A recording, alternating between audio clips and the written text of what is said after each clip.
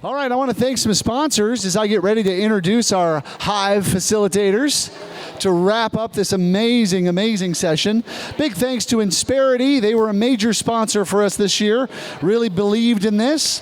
HPZ Marketing as well as Flourish, which is an amazing online digital platform.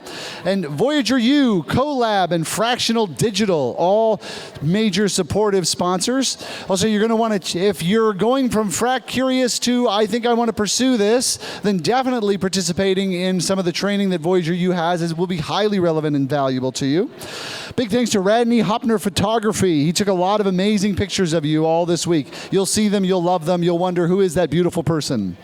And then Innovative Management Tools, your Quadrant Thinking Styles Assessment. There are some assessments that have not been picked up. So either you're afraid to find out what your thinking style is, or you've just forgotten. So be sure to pick that up, that analysis, on the way out the door.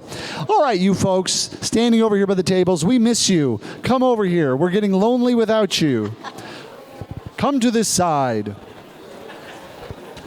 All right, excellent. So let me introduce our facilitators.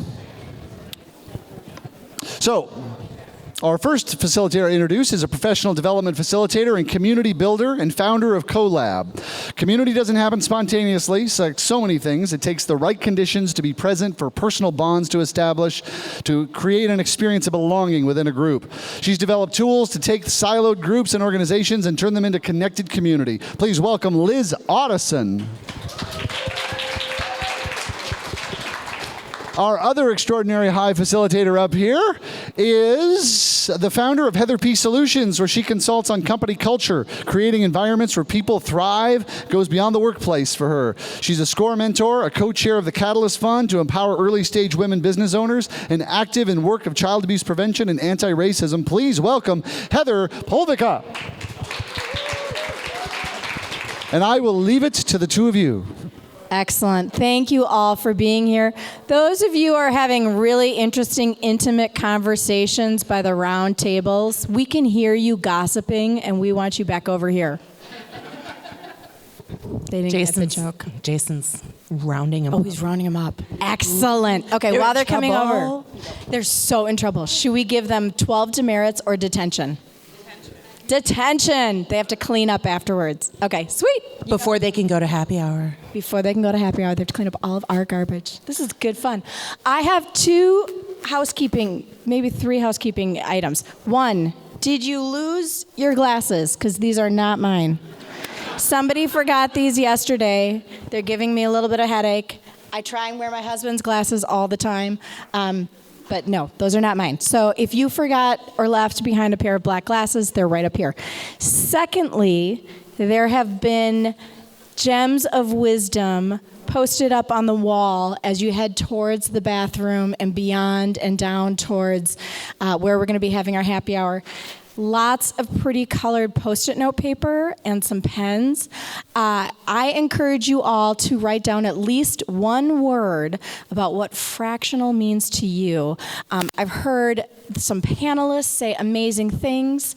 Are those yours? The owner of the glasses. Will you model them for us, though? Yeah. You got to model them for us. So I'm going to put some Post-it notes up here, but there's more over there. Feel free to rearrange things so that it makes more sense. Feel free to emphasize other pieces of wisdom so it makes more sense and resonates with you. It is a collaborative wall of wisdom, and if your voice isn't up there, then we are missing a key piece of what fractional is. I hearken back to what Jason said this morning about this is our time to define it so that somebody doesn't define it for us, corporate America. So add your voice and do that self-actualization piece. Okay, yesterday we did a quick poll from Key Hubs, and today I promised that we would share a little bit of the results. So the first slide, Mr. Drew, you all kind of did a snapshot of where you are in your community. We're all over the place. We're all over the place in our community. Is that okay? It's more about where do we want to be. It's so where we want to be. So here's what I love about this. We're kind of dead center as we take the average. okay? You can see that darker dot that's ringed in black.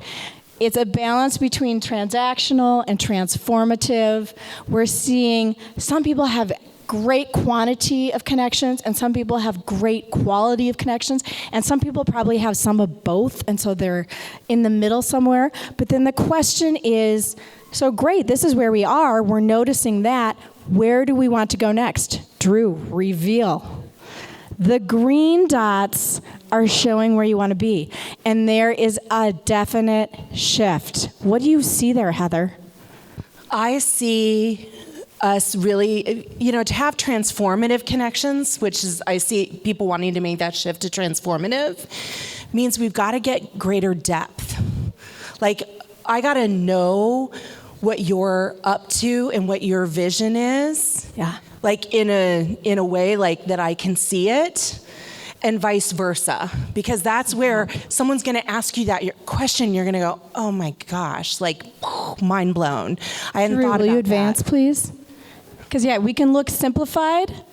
We want to go from that average to transformative. Yeah. Keep talking. Sorry to interrupt. No, so I just see it's about depth of connection there, depth of conversation, because really, from a quality perspective, we're kind of on average where we want to be.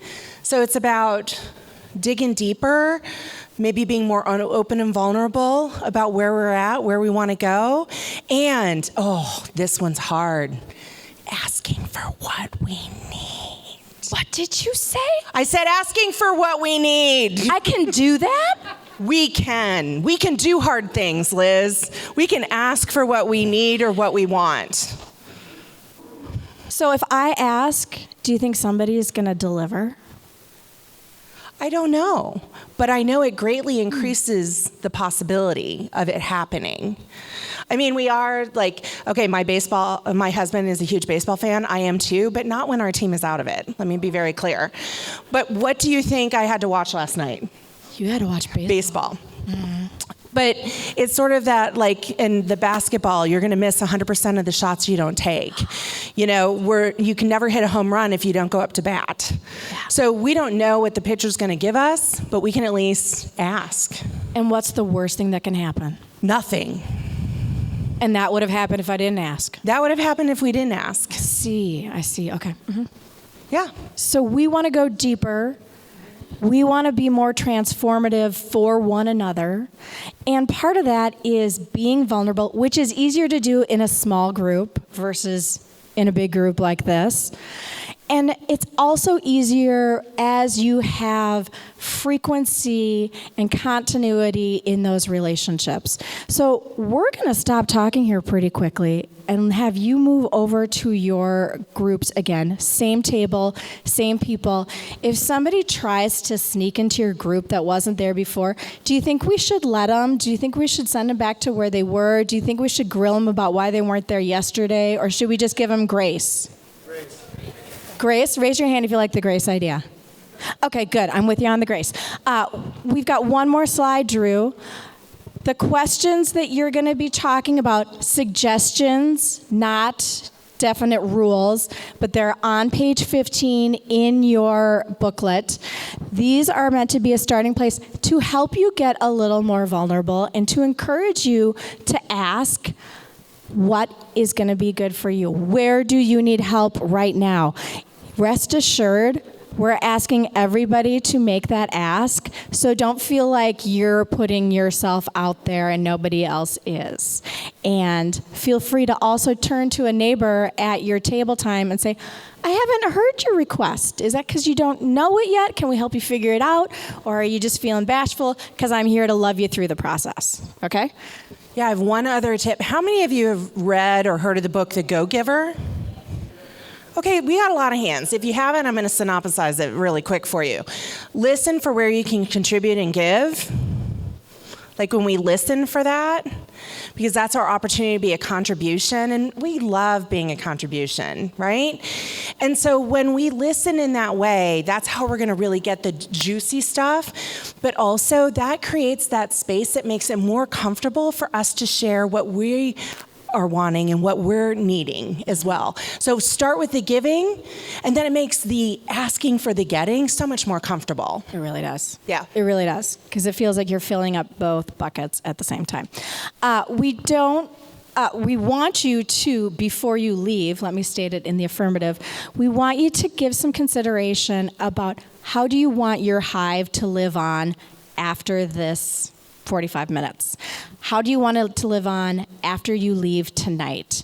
What feels like a good first right step for your group? I think yesterday you talked about, do you want to just have one-on-ones or a meetup? Or do you want to go all in and be like, we're going to get together on Zoom every month until FRAC 2024? Yeah, that's a possibility. Where was the roar of the crowd for that one? Let's try that again. Let's try that again. We want our group to meet every month until FRAC 2024. It's still pretty lame, but better. Yeah, okay.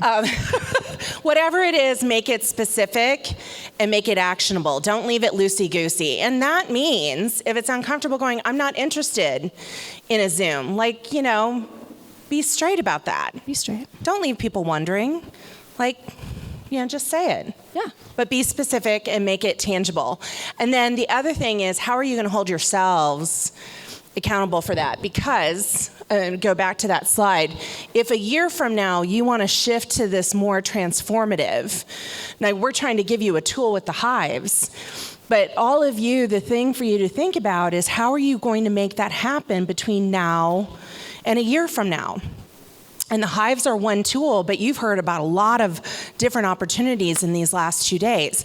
And again, how are you going to hold yourselves accountable? Is it conversation?